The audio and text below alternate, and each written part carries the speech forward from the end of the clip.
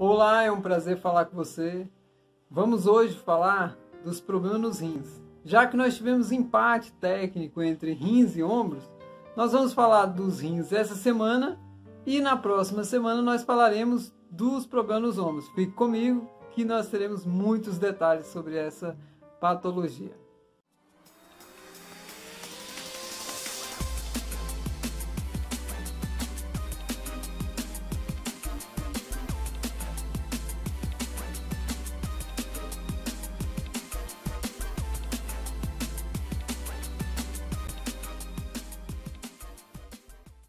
Bom, os rins, de uma forma geral, eles são símbolos da purificação.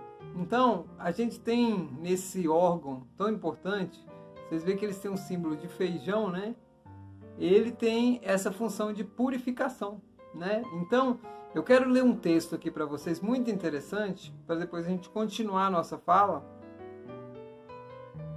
Um belo dia acordamos e chegou aquele friozinho. É inverno. Momento de ficar quietinho.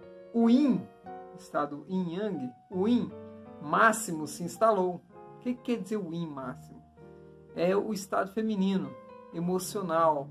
Olha para vocês verem. Ao inverno corresponde o elemento água e aos rins responsável por filtrar todas as nossas águas. Olha, gente, emoção, água. A água é o símbolo das emoções. O aspecto yin é o símbolo do emocional. Veja como as coisas têm correlação interessante. Agora a natureza dorme. Um ciclo se encerra. A emoção que desequilibra os rins é o medo. Medo do quê? Se amamos, se confiamos, se fluímos, não é preciso ter medo das mortes. Dos fins de ciclo, sabemos que tudo recomeçará de uma nova forma na primavera. Olha só. Importante lembrar que existe uma relação simbólica entre a água e todas as questões emocionais. Portanto, pelos rins passam todas as emoções e sentimentos. Será que nele que as vibrações ruins poderão ser filtradas e excretadas? Caso contrário, irão se alojar nos diferentes órgãos, pulmão. Agora tem um negócio aqui, ó. Nos pulmões, as águas, as águas más. Tristezas, né? Tristezas. Então, no pulmão você tem as águas más e as tristezas. No fígado, as iras. Nos rins, as críticas, os medos, os desapontamentos. Olha só. A cada minuto, cerca de 20% do sangue que sai do corpo passa por esse par de órgãos em formato de feijões. São filtrados cerca de 125 ml de sangue, sendo 124 ml são reabsorvidos pela circulação e 1 ml vira urina, excretor. Ou seja, é o que vai sair. Num adulto saudavelmente hidratado, o volume é aproximadamente 1,5 litro dia de urina é excretado, que deverá ser idealmente incolor e transparente. O processo de filtragem é entendido metafisicamente como uma capacidade de discernimento. Quem passa no filtro e quem fica retido, que ao final é um trabalho realizado por todos os sistemas excretores. No caso dos rins, ele irá filtrar o sangue, ou seja, todas as substâncias que penetram na corrente sanguínea terão de passar pelo seu sistema de seleção, que está relacionado com a capacidade interior de se despreender e eliminar fatos desagradáveis da vida, emoções e sentimentos. Como também os comportamentos do passado não condizentes com o presente. Gente, que magnífico esse texto. Não, olha só, aqui nós podemos até interligar com as questões kármicas, né? A qualidade desta filtração costuma ser muito afetada pela crítica, julgamento e malícia. É claro que existem situações perigosas e inadequadas que não irão nos levar para onde queremos. Cabe a nós perceber com 5 sentidos plenos a meditação e transformar, inclusive excretando, jamais se identificar com a situação. Criticar apenas não resolve, ao contrário, nos liga ainda mais se permanecemos presos, apegados, sem permitir o encerramento dos ciclos e não eliminamos, soltamos, né, devidamente. Além disso, é importante notar que o sistema renal funciona como um par de rins. Portanto, ele depende da parceria e da cumplicidade entre eles para o seu pleno funcionamento. Externamente, eles representam a busca pela qualidade dos relacionamentos interpessoais e a percepção do amor através do outro. É onde não existe o amor, né? Existe somente o medo e nada mais, afirmava o mestre indiano Osho. Gente, incrível, né? Outra situação interna que atinge os rins é a crença nas dificuldades e na falta de fé. No perfeito fluir do universo, temer não conseguir realizar seus objetivos representa não ter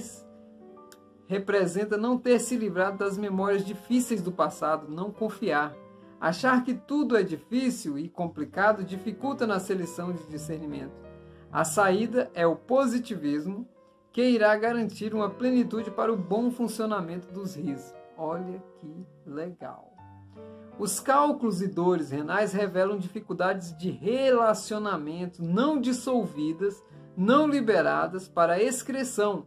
Para findar, existe embutido também um comportamento emocional infantil ou rebelde diante dos desafios, principalmente aqueles ligados às nossas parcerias e uniões.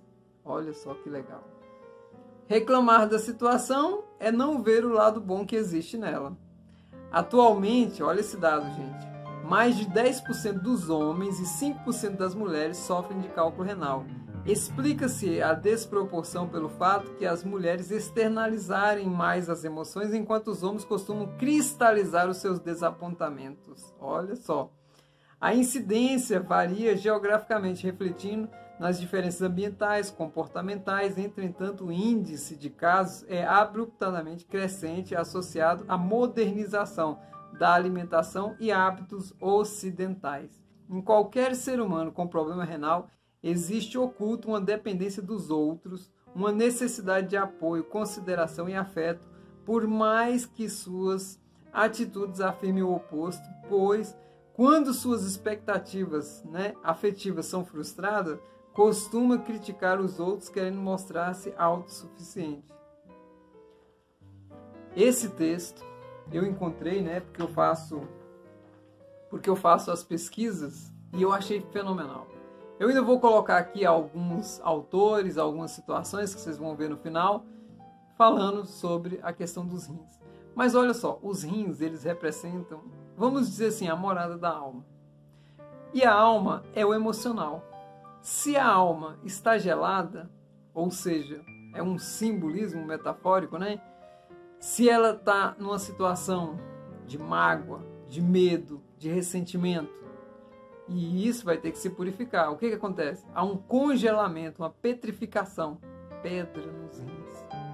E se você não aceita a purificação, não processa essa purificação, resiste à purificação, não deixa se purificar, você tem uma chamada insuficiência renal. Isso é bom as pessoas ficarem bastante, com a orelha em pé, porque nós podemos ter problemas nos rins por todos esses aspectos que foram citados aí, entendeu? Medo, ressentimento, mágoa, porque tudo isso, gente, não faz parte da nossa natureza, então ele tem que ser filtrado. E o que esse mecanismo de filtragem, que é o rim, tem a ver?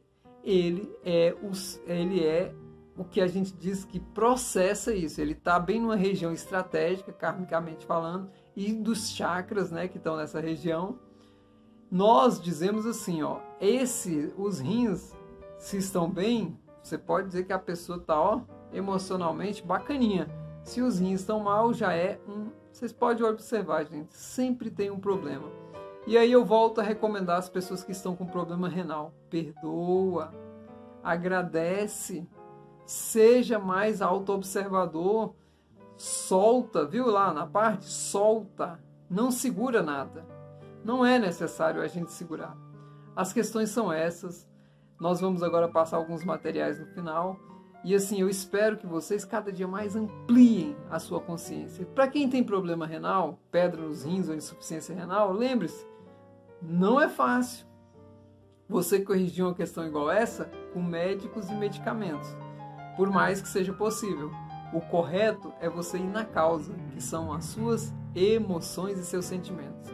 Se você, invariavelmente, tem sentimentos negativos, emoções negativas, você fica absorvendo todas essas questões que são extremamente nocivas a você, você vai ter problema nos rins. E isso, né, vai interferir muito na sua longa vida, que deveria ser isso, né? Uma longa vida próspera, saudável. Eu te agradeço. Fique com os próximos materiais que vão seguir à frente. Até mais e muito obrigado. Problemas na próstata, nos rins, também refletem o estado de desarmonia conjugal, ou mesmo de harmonia conjugal, na verdade. Então, se por acaso você está sofrendo algum problema no rim ou um problema na próstata, saiba que, além de você se cuidar na matéria, deve se cuidar a sua mente. Ou seja, procure ser mais dócil na sua casa.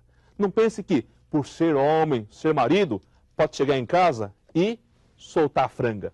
Não pense assim, tá? A vida conjugal, a vida familiar é uma academia para a nossa alma. Portanto, se você volta para casa e solta a franga e fala o que não deve dizer, você irá criar atritos com as pessoas. Porque a sua mulher também pensará, ele tem direito? Também tenho. Ela fecha o bico, fecha a cara e o resto também. Resultado, desarmonia conjugal, e quem sofre são os filhos, que ficam olhando para cima para os pais brigando e pensam, poxa, nós nascemos nesse lar tão difícil, por que é assim? Vamos consertar tudo isso aí? O básico. Todos nós somos filhos de Deus perfeitos, todos nós nascemos nesta vida para sermos maravilhosos filhos de Deus perfeitos, para vivermos com alegria, saúde e prosperidade, mas para que tal aconteça, o primeiro passo é nosso. Meu amigo, você que está em casa, sentado, deitado, esparramado no puff, comece a dar o seu primeiro passo. Olhe para a sua santa mulher, sorria, agradeça, dê-lhe um abraço gostoso, elogie mais a sua mulher, a senhora, o seu marido, na frente dos filhos, que aí você vai criar um ambiente maravilhoso na sua casa e em ambiente maravilhoso só manifesta saúde. E uma pessoa está lidando com uma outra que tem necessidade de fazer hemodiálise. E qual seria a melhor forma de lidar com esta enfermidade? Os rins estão ligados à purificação. E a alma usa os rins para fazer certas transmutações de coisas materiais muito densas. Aqueles que se recusaram durante um certo tempo a se purificar, a se transmutar, quem se recusou a se purificar praticamente rejeitou os rins, não é? Como que dissesse, não preciso disso que você faz. Então aí os rins com o tempo foram ficando doentes. E cada caso é um caso, não é? E nem todo mundo que faz hemodiálise é por isso. Mas isto basicamente diz respeito a isto. Então, a gente recusou tanto a fazer purificação que os rins foram ficando incapazes de fazer o seu trabalho. E agora devem ser ajudados. A propósito dessa pergunta, dentro de cada órgão físico nosso existe o que é chamado de micro-órgão. Isto é, dentro de cada órgão físico existe o modelo para aquele órgão, que se chama de micro-órgão, que seria o que cria aquele órgão, o que desenvolve aquele órgão. Então, um órgão pode estar comprometido. Um órgão pode não ter mais, digamos, possibilidade de ser recuperado. Mas se for trocado o micro-órgão, aquele órgão se renova totalmente e transforma-se num órgão novo. A medicina terrestre não tem este conhecimento. Medicina terrestre não pode fazer isto. Medicina terrestre chegou até o transplante, que é trocar um órgão por um outro.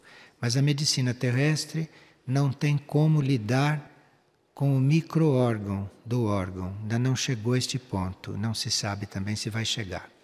Então, nós podemos ter um órgão até já deteriorado, mas existe dentro da medicina universal a possibilidade daquele órgão se transformar num órgão novo. É só se trocar o micro-órgão. E isso, nas naves laboratórios extraterrestres, isso é feito. Então, há casos que são inexplicáveis para a medicina da Terra, casos que se dão, que foram trocados os micro-órgãos.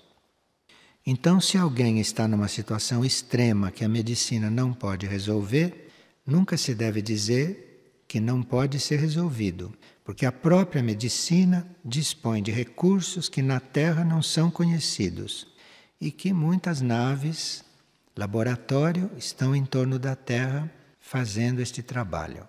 Então, se alguém fazendo esta diálise de repente fica bom, isto para a medicina da Terra talvez possa ser inexplicável, mas para a medicina, de um modo geral, é perfeitamente natural. Só trocar o micro-órgão ali e aquilo se transforma num órgão novo. É como se fosse ali aos poucos surgindo um outro órgão à medida que aquele vai se deteriorando e vai desaparecendo. Vocês não ouviram falar que Cristo restituiu a vida a um cego? Isso não tem nada de mais. Trocou o micro-órgão daqueles olhos. Isso é possível. Não é possível aqui, normalmente. Mas um cego pode enxergar, um paralítico pode andar. Isto não é nada demais. É só trocar o micro-órgão dos órgãos que estão ali afetados. E isso Cristo podia fazer.